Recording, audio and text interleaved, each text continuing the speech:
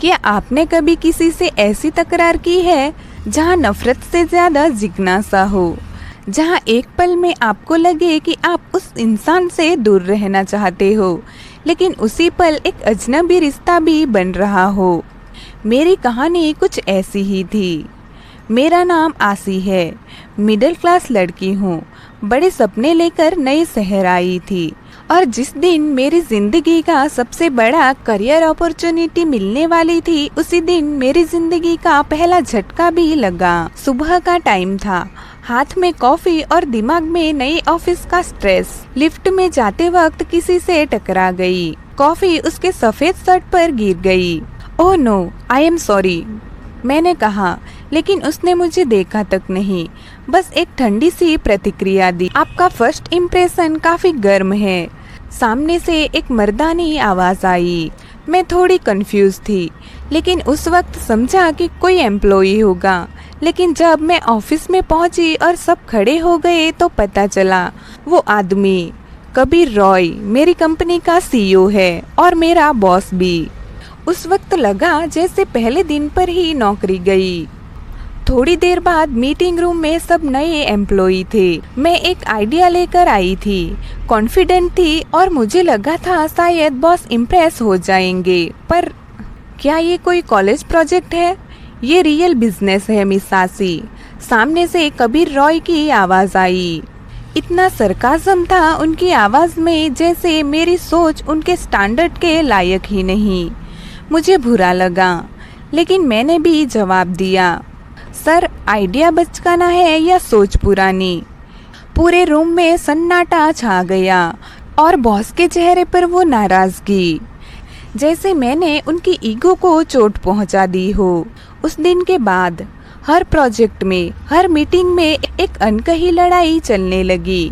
कबीर रॉय और मैं दोनों अलग दुनिया के लोग, पर हर रोज एक दूसरे के सामने एक मेंटल गेम चल रहा था। मैं अपने काम में बेस्ट थी और उन्हें हर बार मुझे अंडर एस्टिमेट करना पसंद था, लेकिन अंदर से मुझे ऐसा लगने लगा था जैसे वो मुझे परख रहे हैं, जैसे मैं उनके लिए एक चैलेंज हूँ। एक रात सब लोग जा चुके थे, मैं लेट रुकी थी कुछ प्रेजेंटेशन रेडी करने, और जब फाइल देने कबीर सर के केबिन में गई, वहाँ एक फोटो देखी, एक पुरानी फैमिली फोटो जिसमें एक छोटा लड़का मेरी बचपन की फोटो से मेल खाता था। ये तो वही है जो स्कूल ट्रिप पर उस दिन। मुझे कुछ याद आने लगा, एक पुरानी मेमोरी, एक छोटा सा इंसिडेंट जिसे मैं कब का भूल चुकी थी। पर उस मेमोरी का कनेक्शन मेरे बॉस से कैसे? कौन है कबीर रॉय? क्या मैं उन्हें पहले से जानती हूँ, या मेरी जिंदगी का ये सिर्फ एक और खेल है? कुछ चीजें जिंदगी में इतनी अचानक सामने आ जाती है कि आज का दिन कल के एक लम्हे के सामने छोटा लगने लगता है। उसी रात एक फोटो ने मेरी नींद उड़ा दी थी और एक राज जगा दिया था। कबीर रॉय, सीईओ, मेरा बॉस और शायद मेरे बचपन का पहला दर्द। मुझे याद आया कि स्कूल की एक ट्रिप में एक लड़का था जिसने सबके सामने मुझे जोर से धक्का दिया था, सिर्फ इसीलिए क्योंकि मैं उसकी कंपटीशन में फर्स्ट आ गई थी। मेरा घुटना छिल गया था, आंखों में आंसू, और उसका नाम था कबीर।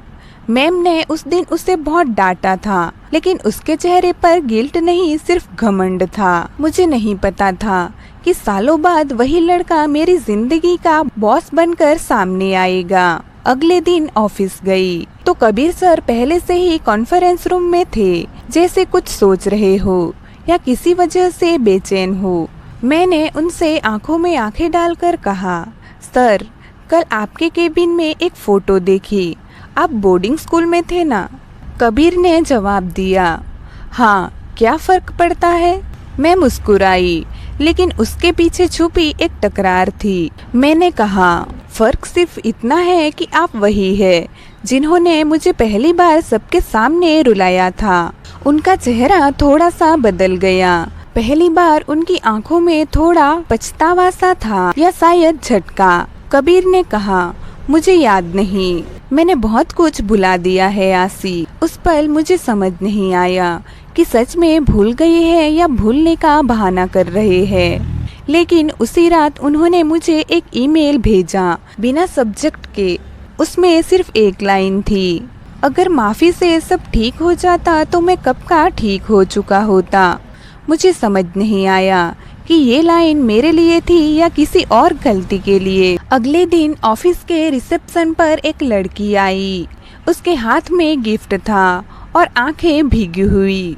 मैंने पूछा, क्या आप सर से मिलने आई है? उसने कहा, मैं उनकी सबसे पुरानी यादों में से हूँ, पर मुझे लगता है उन्होंने मुझे भी भुला दिया।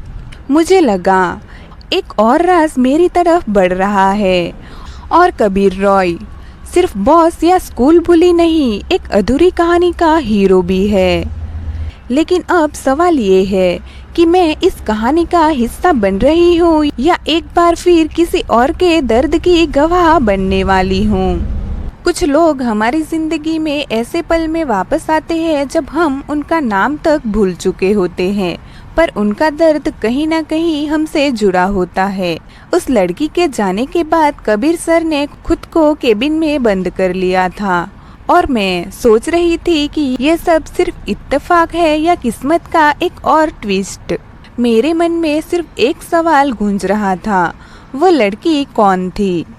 क्या सर उससे प्यार करते थे या फिर उस लड़की ने कभी उनका दिल तोड़ दिया था? मुझे उस लड़की की बातें याद आती है। मैं उनकी सबसे पुरानी यादों में से हूँ, पर मुझे लगता है उन्होंने मुझे भुला दिया है। उस लड़की की आंखों में सिर्फ आंसू नहीं, गिल्ट भी था। लेकिन क्यों? मैंने इस बारे में कबीर से बात करने का निर्णय लिया। शाम के वक्त सब ऑफिस से जा चुके थे। मैं उनके कैबिन के सामने खड़ी थी। दरवाज़ा बंद था, लेकिन अंदर से एक हल्की सी आवाज़ आ रही थी, जैसे कोई पुरानी रिकॉर्डिंग सुन रहा हो। मैं दरवाज़ा नॉक करने ही वाली थी कि अंदर से उनकी आवाज़ आई, तू क्यों वापस आई नैना, क्यों? मैं काफ़ी ज़्यादा हैरान हो गई। नैना, ये नाम पहली बार सुना था। और फिर एक और झटका। उन्होंने दरवाज़ा खोला और सामने मैं थी। उनकी आंखों में आंसू थे और होठों पर एक मजबूर मुस्कान। कबीर को देख मैंने कहा, सॉरी सर, मैं बस वो फाइल। मेरी बात बीच में ही काटते हुए कबीर ने कहा, कोई बात नहीं, तुम अंदर आओ। मैं उनके केबिन में गई और पहली बार मैंने उन्हें इंसान के रूप में देखा, बॉस के नहीं। थके हुए, टूटे हुए और किसी दर्द में डूबे हुए। मैंने पूछा, सर आप ठीक है? उन्होंने मुझे देखा, कुछ पल खामोश रहे, फिर कहा, आसी, क्या तुम कभी किसी से इतना प्यार कर बैठी थी कि उसके चले जाने के बाद सांस लेना भी महसूस हो? उनकी बातें सुन मैं चौंक गई। मैं चुप थी। शायद जवाब मेरे पास नहीं था, पर एक एहसास जरूर जाग गया था। वो बॉस नहीं, एक दिल टूटा हुआ इंसान था। उस रात मुझे समझ आया, हर रूड इंसान के पीछे कोई कहानी होती है, और कबीर रॉय की कहानी अब मेरी जिज्ञासा बन गई थी। अगले दिन सुबह एक और ट्विस्ट मेरा इंतजार कर रहा था। रिसेप्शन पर एक पैकेट था मेरे नाम से। अंदर एक चिट्ठी थी और एक ब्रेसलेट, और लिखा था, तुम उस जैसे मत बन जाना आसी, जो समझे बिना चले जाते हैं। मुझे समझ नहीं आया कि ये लाइन वार्निंग थी या कन्फेशन।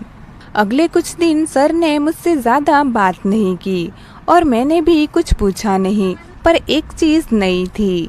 हर बार जब हम मिलते उनकी आंखों में एक अधूरा सा एहसास होता और मेरे दिल में एक नई सी चिंता।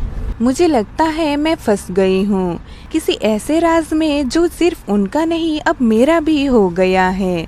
प्यार का सबसे खतरनाक मोड़ होता है जब तुम किसी को पसंद करने लगो, पर उसके दिल में कोई और हो, और जब वो कोई और तुम्हारी आंखों के सामने हो। हर रोज ऑफिस की कॉरिडोर में नैना और कबीर साथ में हंसते हुए बात कर रहे थे और मैं बस देख रही थी उन दोनों को। कबीर सर, जिन्हें मैंने कभी मुस्कुराते नहीं देखा, आज पूरे दिल से हंस रहे थे, पर वो मुस्कान मेरे लिए नहीं थी। मुझे नहीं पता ये फीलिंग जलन थी या असुरक्षा या बस दिल का टूटना। अभी मैं ये सब सोच ही रही थी कि मेरी दोस्त की आवाज़ सुनाई दी। आसी, सुना है तुम्हारे कबीर सर की एक्स वापस आ गई है? मैं चौंक गई, लेकिन झूठी मुस्कान से सब छुपा लिया। मैंने उनके सवाल का कोई जवाब नहीं दिया और वापस अपनी सोच में डूब गई। एक्स तो ये सिर्फ एक बीता हुआ कल नहीं, एक अधूरा प्यार है। कुछ नज़रों में वो बातें होती हैं जो शब्दों से ज़्यादा कह जाती है। मैंने वो नज़रें उनके बीच देखी और समझ गई मैं उनके बीच नहीं आ सकती, पर फिर भी दिल है कि मानता ही नहीं। रात को मैं अपनी डायरी में कुछ लिख रही थी।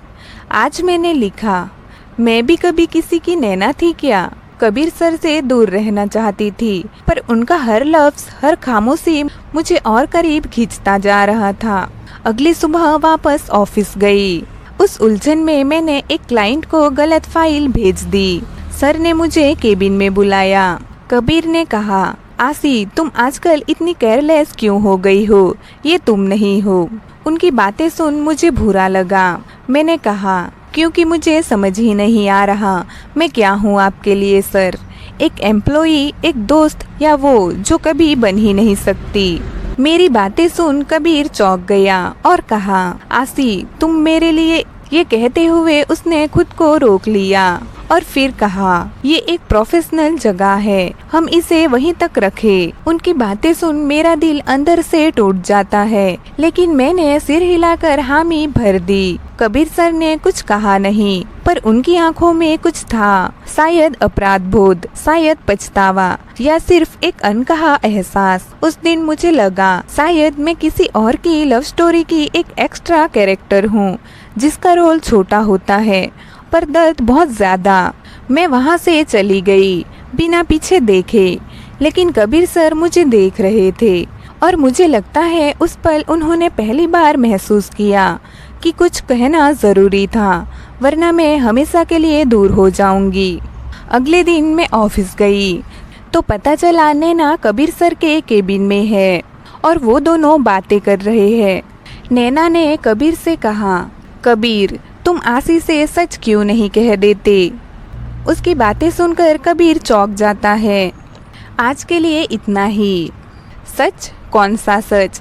क्या कबीर सर के दिल में भी कुछ था मेरे लिए, या ये सिर्फ मेरी खुद से बनाई हुई दुनिया थी? अब सब कुछ बदलने वाला था।